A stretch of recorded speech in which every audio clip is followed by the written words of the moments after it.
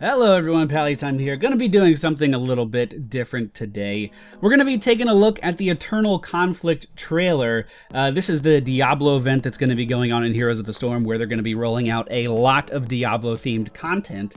The trailer for it just went up yesterday, and this is something I've wanted to do for a while.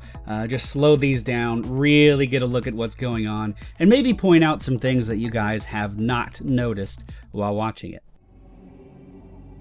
There is an eternal battle between light and darkness.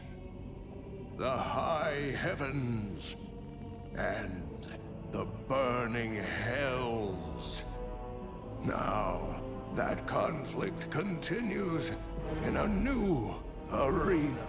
We'll just go ahead and freeze it right here. As many of you know, I'm sure, that was Deckard Cain talking, kind of presenting this trailer to you at the beginning. Deckard Cain is one of those super iconic characters that a ton of people have been requesting from Blizzard to add to the game, and they've kind of hinted at it in a number of ways. A few months ago, we had like a whiteboard drawing of Deckard Cain in the Blizzard headquarters, and it just kind of said, stay a while and listen. And they're doing a little bit of an homage to him here. Now, whether or not that actually means he's going to be in the game is something that we don't know. But what we do know is that you are looking at the King Leoric, the Skeleton King, who is an announced character. We'll just go ahead and freeze it here as well, just in case you don't know what's going on. On the left side of the screen, we have the Butcher. They showed off the Butcher a lot at the Mayhem event. We knew the Butcher was coming since BlizzCon 2014. But who is he fighting? That is the incredibly agile monk from Diablo 3. One of the characters that I was incredibly excited about having in the game, and this is how they announced him. One really cool thing he can do is the 7-sided strike. Watch this.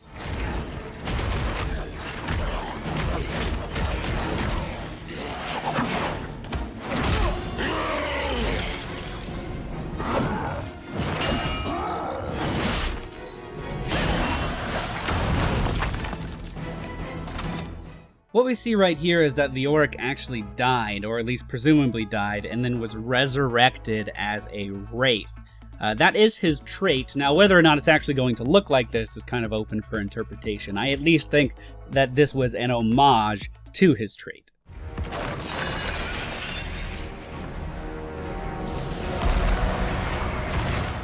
Spawning in on the right, we see a new skin coming in for Tychus. They already showed basically the concept for this.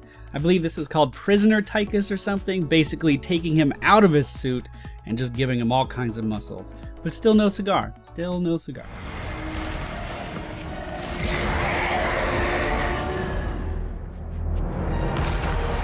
Also spawning in on the right, we get to see Nova in her new skin. This is modeled off of the Amazon class in Diablo 2. No, it's not a Vala skin. It is Nova.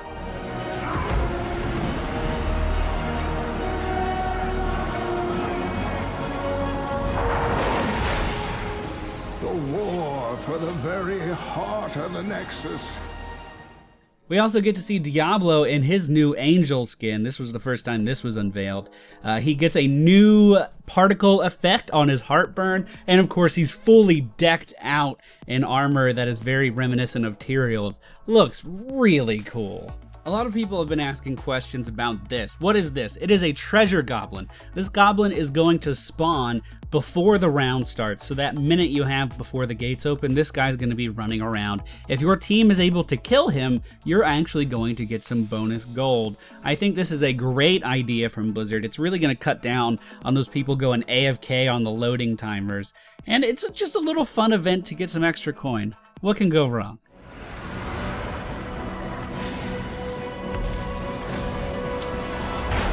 Which side will you choose? All right, for the last time, let's go ahead and zoom in here and take a look. Up at the top right side of the screen, we are going to see the new demonic Tyrael skin. They said a while ago that they weren't happy with it. They didn't want it to just be a recolor. And now we can see what they've actually done. This is the first time that has been announced.